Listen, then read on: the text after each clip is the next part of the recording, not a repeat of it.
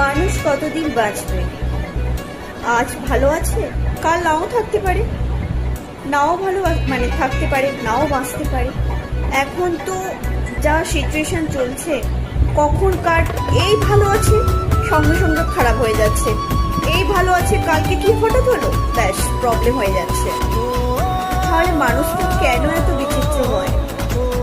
জন্মমৃত্যু কখনো কেউ ঠিক করতে পারে না ঠিকই, কিন্তু এখন যে সিচুয়েশন, কখন কার কোন মুহূর্তে কি হয় সেটা বলা যায় না। সেটা আমিও বলছি, আমার ক্ষেত্রেও এক।